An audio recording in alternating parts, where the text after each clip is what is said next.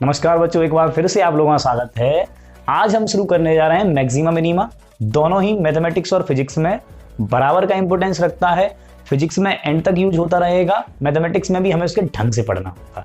तो पहले इसको पढ़ने से पहले हमें कुछ जरूरी चीजें समझनी होंगी, जैसे कि डिफरेंशिएशन, जिसके लिए हमने पिछला वीडियो बनाया हुआ है। अगर आपने नहीं देखा हुआ है तो उसे देख कर आएं और लिंक उसकी डिस्क्रिप्शन में आपको मिल जाएगी।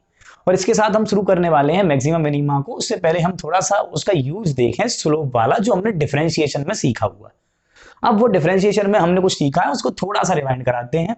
जैसे कि हमने आपके सामने मान लो एक इक्वेशन लिख दी, y = x-3, और इसको अगर हम ग्राफ पे बना के देखें बच्चों, तो जब हम x की वैल्यू 0 रखें तो y की वैल्यू -3 आएगी, और जब y की वैल्यू 0 रखें तो x की वैल्यू 0 पर y की वैल्यू -3 आई, तो ये कोऑर्डिनेट मिल गया 0, -3 यहाँ।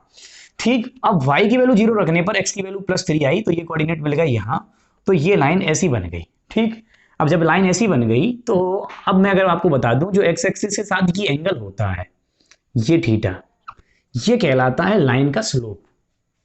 ठीक, या फिर हम कहते हैं इस पे खींचे जाने वाली टेंजेंट, कहीं पे भी लाइन पर जो खींचेगी टेंजेंट, तो ये इसको टच करते हुए पूरी लाइन को ही जाएगी एक्चुअली। तो लाइन पर खींचे जाने वाली टेंजेंट हमें ये बताती है कि ग्राफ ऊपर उठ रहा है या नीचे गिर रहा है। ठीक, अब ये समझिए नीचे गिरने वाला ग्राफ कौन सा होता है। जैसे मैंने लिख दिया y + x = 3। अब यहां पर अगर मैं इस लाइन को यहां बनाने की कोशिश करूं बच्चों, तो मैं क्या देखूंगा, x की वैल्यू 0 रखूं तो y की वैल्यू आ जाएगी 3, और y की वैल्यू 0 रखूं तो x की वैल्यू आ जाएगी 3। तो ये लाइन ऐसी बनेगी। तो यहां पर x एक्स के साथ एंगल ये माना जाएगा, क्योंकि एंगल को हम हमेशा एंटी क्लॉकवाइज डायरेक्शन में देखते हैं। तो अब अगर आप यहां पर नोटिस करेंगे तो जैसे जैसे x की वैल्यू बढ़ाओगे तो y की वैल्यू बढ़ेगी नहीं, घटेगी। जैसे जैसे मैं देखो यहां पर x की वैल्यू पहले 0 रखो तो y की वैल्यू कितनी है बच्चों, y की वैल्यू 3 है। ठीक, तो x की वैल्यू 0 पे y की वैल्यू देखो 3, यहां इतना ऊंचा मिल रहा है। और x की वैल्यू 1 रखो या 2 रख दो, x की वैल्यू जैसे ही आपने 2 रखी तो y की वैल्यू हो गई 1, यानी कि ग्राफ खिसक गया ना। तो x की वैल्यू यहां से x आपने आगे बढ़ाया तो y छोटा हो गया। तो देखो y घटता आ रहा है कि नहीं घट रहा।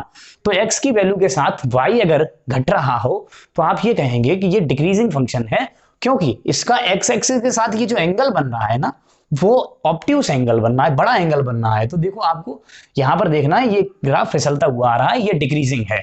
और इस केस में अगर आप देखेंगे तो x बढ़ाने के साथ y बढ़ेगा। कैसे बढ़ेगा, देखो x की वैल्यू आप पहले 1 रखो, x की वैल्यू आप 1 रखो तो y की वैल्यू कितनी आ रही, -2। और x की वैल्यू आप अगर 5 रख दें तो y की वैल्यू कितनी आ रही, 2। तो जैसे जैसे आपने x बढ़ाया 1 से, देखो तो y नेगेटिव था और y पॉजिटिव हो गया। x की और वैल्यू बढ़ाओ 10 तो y 7 हो जाएगा कि नहीं हो जाएगा। तो यानी कि जैसे जैसे x बढ़ा रहे हो y भी बढ़ता जा रहा है। और किस रेट से बढ़ रहा है, वही रेट, ये जो एंगल है वो ये एंगल कहलाती है स्लोप। और उसको हमने डिफरेंशिएशन से निकाला था। अब बिना डिफरेंशिएशन के देखते हैं पहले, फिर हम डिफरेंशिएशन से देख लेंगे बच्चों। डिफरेंशिएशन का क्या मतलब होता है। अब जैसे ये एंगल है, तो इसे अगर मैं ये निकालना चाहूं, इसमें tan थीटा की वैल्यू, तो मैं कहूंगा tan थीटा की वैल्यू से y कितना बड़ा विद रिस्पेक्ट टू x कितना बड़ा, यही तो मुझे पता चल जाएगा। अब जैसे मान लीजिए यहां पर ये कोऑर्डिनेट कितना है बच्चों, ये कोऑर्डिनेट है 3,0। x की वैल्यू, वो y की वैल्यू 0 रखने पर x की वैल्यू ये 3 आई ना, तो ये हो गया 3,0। फिर मान लो हमने x की वैल्यू 5 रखी तो ये कोऑर्डिनेट हो जाएगा 5,0। तो y की वैल्यू कितनी आई बच्चों, 2। तो ये कह दूंगा मैं कोऑर्डिनेट 5,2। अगर मैं इस ट्राइंगल को देखूं, ये वाले ट्राइंगल को नाम दिए दे रहा हूं OAB, तो OAB ट्राइंगल में मैं ये चीज नोटिस करूंगा कि tan थीटा की जो वैल्यू आएगी परपेंडिकुलर अपॉन बेस के बराबर आएगी। परपेंडिकुलर कितना लंबा है बच्चों, 2, क्योंकि 0 से 2 बढ़ा है ना फाई की तरफ, तो परपेंडिकुलर तो है 2। और बेस कितना है बच्चों, x 3 से 5 बढ़ा है, यानी x भी है 2। तो tan थीटा की वैल्यू कितनी आ रही है इस इक्वेशन से, 1 आ रही है। tan थीटा की वैल्यू इधर कितनी आ रही है बच्चों, 1 आ रही। ठीक, अब इस इक्वेशन का एक बार डिफरेंशिएशन करके देख लीजिए, dy/dx। मैंने आपको ये भी बताया हुआ था। तो मैंने कहा x की पावर 1 है तो 1 मल्टीप्लाई होकर x की पावर 0 बचेगी, तो dy/dx की वैल्यू भी 1 ही आ रही है। चलो एक केस से आपको थोड़ा सा अच्छा नहीं लगेगा तो मैं कुछ और केस लेता हूं। मान लीजिए ऐसे दूसरी इक्वेशन आपके सामने ये लिखे दे रहा हूं, ये लिखा है y = 2x - 3, ऐसे करके लिख दिया अब की बार। तो अब की बार अगर मैं x की वैल्यू 0 रखूंगा तो y की वैल्यू -3 आएगी, यहां कहीं फिर दोबारा। और y की वैल्यू 0 रखूंगा तो x की वैल्यू आ जाएगी 3/2, यानी यहां कहीं अगर मैं इस लाइन को बनाऊं तो वो ऐसी बन जाएगी। ठीक, चलो यहाँ माइनस के 3/2 मान ले रहा हूँ है। तो ये हो गया -0, -3 ये हो गया। और यहाँ वाला कोऑर्डिनेट कितना हो जाएगा, 3/2, 0। अगर आप इसमें ये नोटिस करें कि मैं ये एंगल निकाल लूं, ये टेन थीटा की वैल्यू निकाल लूं और टेन थीटा और dy ओवर dx आ जाते हैं एक से, तो मैं ये समझ जाऊंगा कि जो स्लोप होती है यानी कि जो टेंजेंट एक्स एक्सिस के साथ एंगल बना रही होती है वो डिफरेंशिएशन के ही बराबर आती है। अब देखो इसको समझते हैं थोड़ा सा। मैं x की वैल्यू अब की बार रख दे रहा हूं बच्चों 4, कितने रख दे रहा हूं 4, तो ये कोऑर्डिनेट हो जाएंगे 4,0। ठीक, अब x की वैल्यू 4 रखते ही 4 टू जा 8 माइनस 3 यानी y कितना आ गया 5, तो ये कोऑर्डिनेट कितने हो जाएंगे 4,5। अब एक बार देख लीजिए इस ट्राइंगल को, PQR वाले ट्राइंगल को, अगर मैं इसमें टेन थीटा निकालना चाहूं बच्चों तो टेन थीटा की वैल्यू कितनी आ जाएगी परपेंडिकुलर अपॉन बेस। तो परपेंडिकुलर इधर कितना है बच्चों 5 है, देखो हाइट ये 0 से लेके 5 तक, तो 5 तो परपेंडिकुलर है और बेस कितना है 3/2 से लेकर के 4 तक, यानी कि 1.5 से लेके 4, तो ये कितना हुआ बच्चों 1.5 से लेके 4 है। तो आप इसमें सब्ट्रैक्ट कर लीजिए 4 माइनस 3/2, 8, तो ये हो गया 5/2। ठीक, तो हम इसको लिख सकते हैं 5/2, 5 से 5 कैंसिल, तो टेन थीटा की वैल्यू कितनी आ गई बच्चों 2 है, तो टेन थीटा आपका 2 आ गया। अब एक बार इसका डिफरेंशिएशन कर लीजिए dy ओवर dx, तो dy ओवर dx की वैल्यू कितनी आ जाएगी 2, क्योंकि 2x की पावर 1 है और 1 पावर मल्टीप्लाई होके 2 बचेगा और कांस्टेंट का डिफरेंशिएशन 0, यानी कि जो पढ़ा जो समझा क्या बिल्कुल सही है।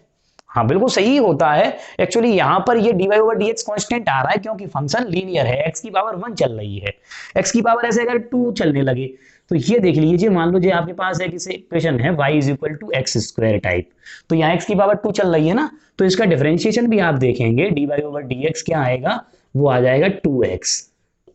और क्या दिखाना चाह रहा हूं मैं, x की वैल्यू 0 रखने पर स्लोप 0 है, x की वैल्यू 1 रखने पर स्लोप इधर है देखो, और x की वैल्यू 2 रखने पर स्लोप इधर बड़ी हो गई, यानी कि स्लोप लगातार बदल रही।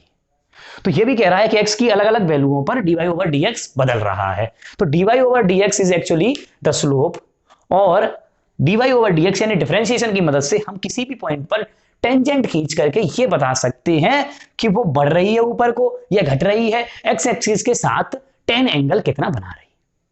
इससे क्या फायदा होगा मैक्सिमा मिनिमा के लिए, ये बात मैं आपको क्यों बता रहा हूं, उसको ये झटके से ही समझ में आ जाएगी, और एक बार आपको समझ में आ गई बच्चों, ये गारंटी है फिर कि वो पूरे चैप्टर में कुछ भी नया नहीं पढ़ना, हर बार क्वेश्चंस ट्राई करने अलग अलग से बस। ठीक, मैथमेटिक्स में भी ये पूरी बातें कवर हो जाएंगी और फिजिक्स में, तो इसलिए पूरी वीडियो को एंड तक ध्यान से देखें, और जो क्वेश्चन मैं दूं डिस्क्रिप्शन में उनको करके टेलीग्राम की चैनल की जो लिंक दूं उसमें जरूर पूछें, फिर आपकी सारी के सारे डाउट क्लियर होते चले जाएंगे। इसका एक स्क्रीनशॉट लीजिए, फिर हम आपको बताते हैं कि मैक्सिमा मिनिमा का असली यूज क्या है। बच्चे कह रहे हैं वीडियो बनाई मैक्सिमम मिनिमा पर और मैक्सिमम मिनिमा का नाम भी नहीं लिया अभी तक, यानी क्या ही क्या पढ़ाए जा रहे हैं, आय हाय रहा नहीं जाता। चलो हम मैक्सिमम मिनिमा पर सीधे ही आते हैं, ध्यान से समझना। ओ हो, देख ये एक्स एक्सिस और ये वाई एक्सिस, मैं अपनी तरफ से कोई भी एक कर्व बनाता हूँ, ओहो बना दिया मैंने।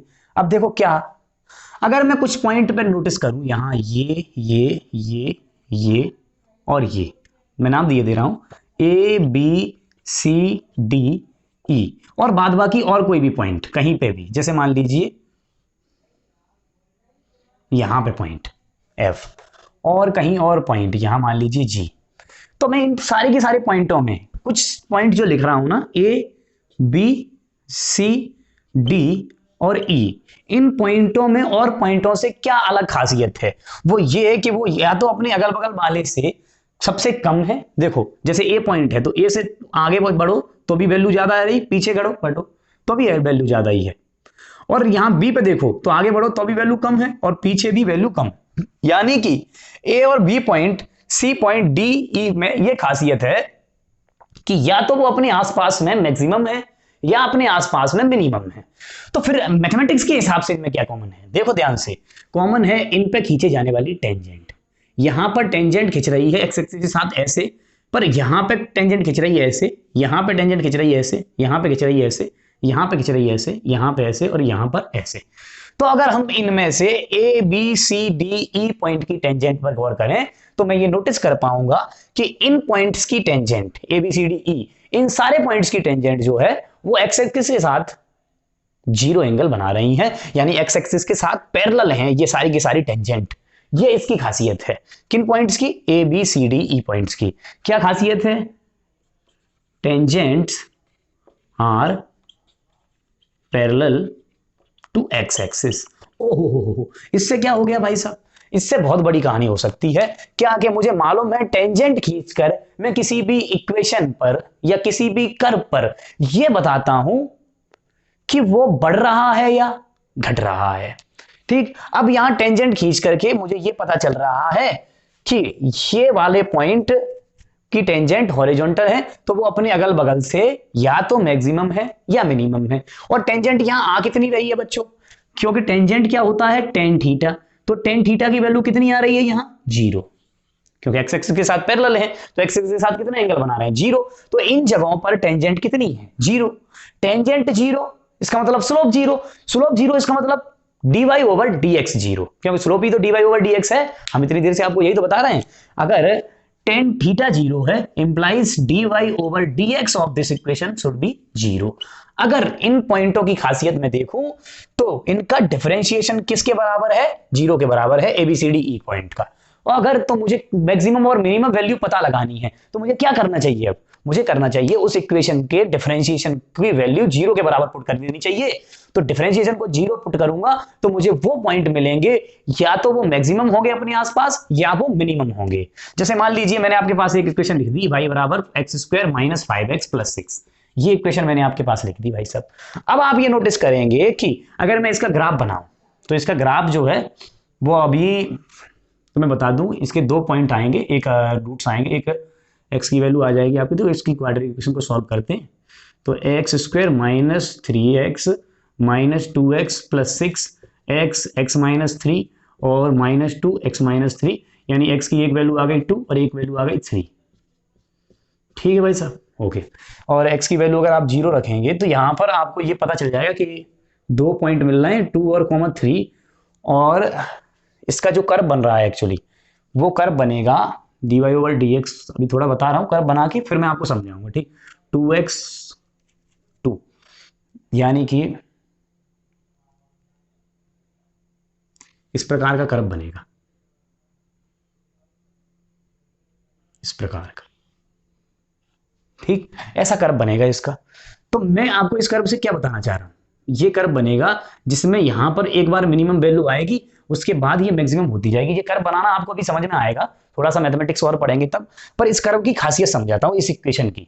इस इक्वेशन में क्या हो रहा है, एक वैल्यू आपको पर्टिकुलर ऐसी मिल रही है जो मिनिमम है, जो मिनिमम है, पर वो कैसे पता लगाऊं मैं, मुझे डिफरेंशिएशन करना चाहिए तो मुझे इस पॉइंट पे टेंजेंट मिल जाएगी और उसी से तो मालूम पता पड़ेगा कि वो मिनिमम है या मैक्सिमम है। तो मैंने क्या किया, इसका डिफरेंशिएशन किया dy ओवर dx, तो हम ये देखेंगे dy ओवर dx की वैल्यू कितनी आ रही है बच्चों 2x माइनस 5 आ रही है। अब इस dy ओवर dx की वैल्यू 0 पुट करो, तो जैसे ही मैं 0 पुट करूंगा तो x की वैल्यू आ जाएगी 5/2।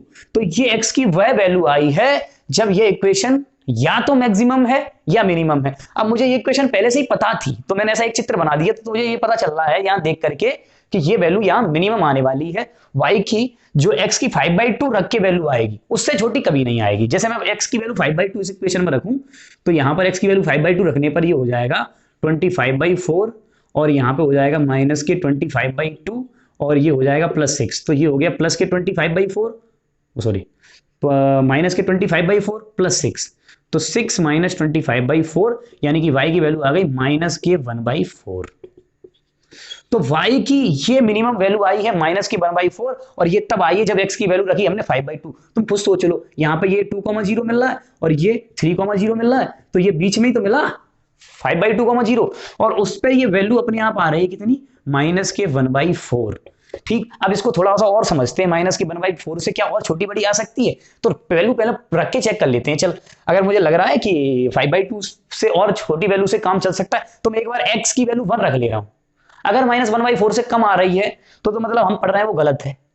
माइनस 1/4 से कम नहीं आई कुछ भी वैल्यू रखने पर, इसका मतलब फिर यही सही है। x की वैल्यू 1 रख ले रहे हैं एक बार, तो 1 माइनस 5 कितना हुआ -4 प्लस 1 वो प्लस 6, क्या 2 आया, 2 क्या माइनस 1/4 से बड़ा है। हाँ, और कुछ वैल्यू रख लो, माइनस के 3 रख लो तो माइनस 3 का स्क्वायर 9 हो जाएगा अपने आप, और ये 9 3 27 हो गया, तो वो पहले वैसे ही पॉजिटिव हो गया।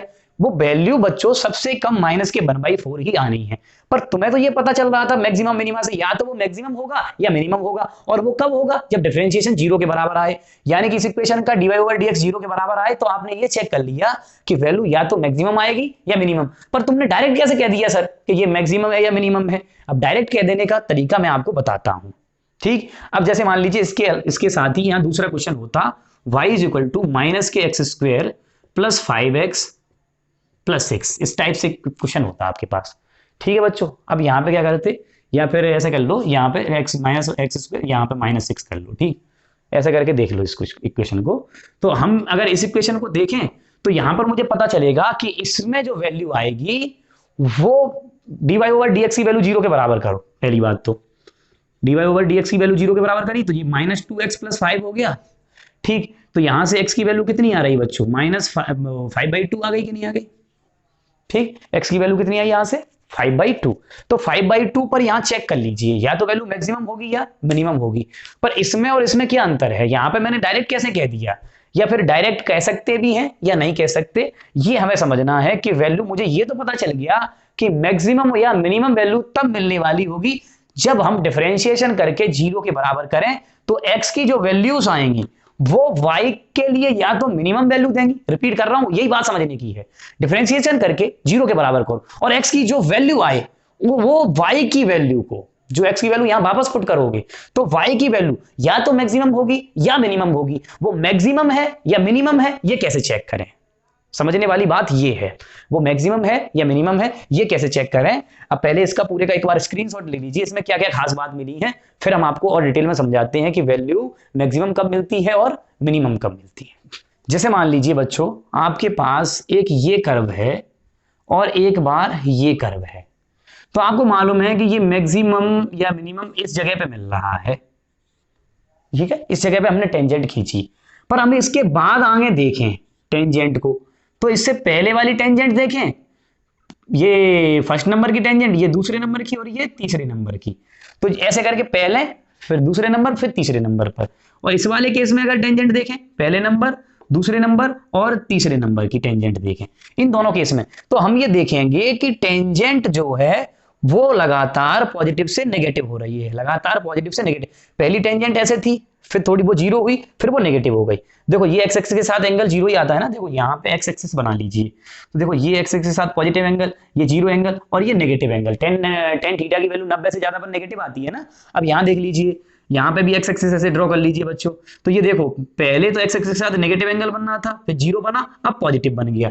यानी कि यहाँ पर स्लोप की रेट बढ़ रही है और यहाँ पर स्लोप की रेट घट रही है। स्लोप की रेट कैसे? पहले तो हमें स्लोप ही तो पता चले। जैसे मेरे पास इक्वेशन लिखी थी x square minus 5x plus 6, और एक बार मेरे पास इक्वेशन लिखी थी minus x square plus 5x minus 6। इन दोनों में क्या अंतर है समझो। यहां पे आप ये नोटिस कर पाएंगे कि पहले वाले की स्लोप जो आ रही है dy/dx वो आ रही है आपकी 2x माइनस 5, और इससे x की एक ऐसी वैल्यू मिली 5/2 जब या तो ये y मैक्सिमम होगा या y मिनिमम होगा। पर वो मिनिमम है या मैक्सिमम है ये कैसे पता चले?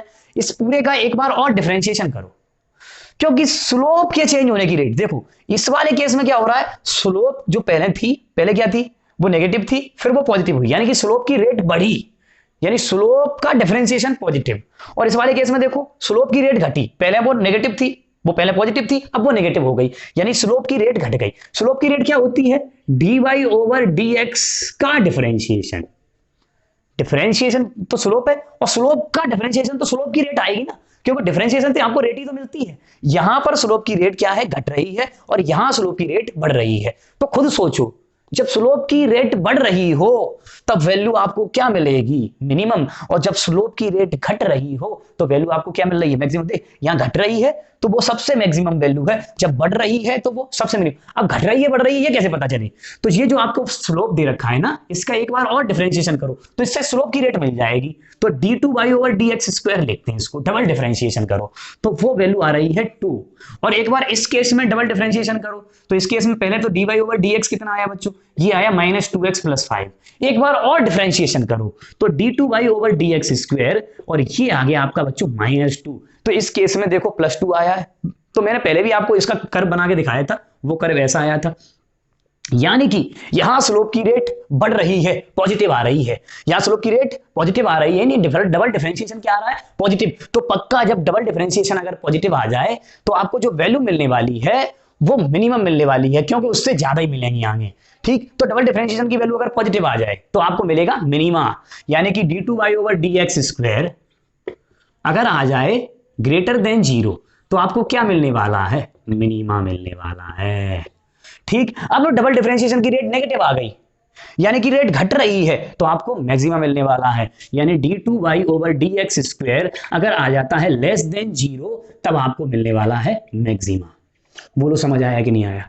क्या आप चेक कर सकते हैं मिनिमा मिलेगा या मैक्सिमा मिलेगा? जैसे मैं आपके सामने एक क्वेश्चन लेके दे रहा हूं, y=x² - 3x+2, तो आप ये चेक करिए कि यहां पर मैक्सिमा और मिनिमा कहां मिलेगा, और जहां पर भी वैल्यू आएगी वहां मैक्सिमा मिलेगा या मिनिमा मिलेगा। तो मैं एक बार डिफरेंशिएशन करता हूं, तो dy/dx की वैल्यू यहां से आ गई बच्चों 2x - 3, तो एक तो x इसको 0 के बराबर कर दें हम, तो x की वैल्यू आ जाएगी 3/2, यानी कि 3/2 वह वैल्यू होगी जब ग्राफ या तो मैक्सिमम वैल्यू देगा या मिनिमम वैल्यू देगा। इस वैल्यू को वापस पुट करके हम चेक कर लेंगे, ठीक, वो मिनिमम होगी या आपस में या मैक्सिमम होगी। जैसे मैं x की वैल्यू 3/2 यहां रख दूं तो ये हो जाएगा 9/4, और ये हो जाएगा माइनस के 9/2 और प्लस के 2, तो ये बचा बच्चों 2 - 9/4, और ये आ गया आपका माइनस के 1/4, यानी कि x की वैल्यू 3/2 रखने पर y आया है आपका माइनस के 1/4। अब या तो ये मैक्सिमम होगा या मिनिमम होगा, ये कैसे चेक करूं? तो ये 2x - 3 है ना, इसका एक बार और डिफरेंशिएशन करो, तो d2y/dx² जो आ गया वो आ गया यहां पर 2,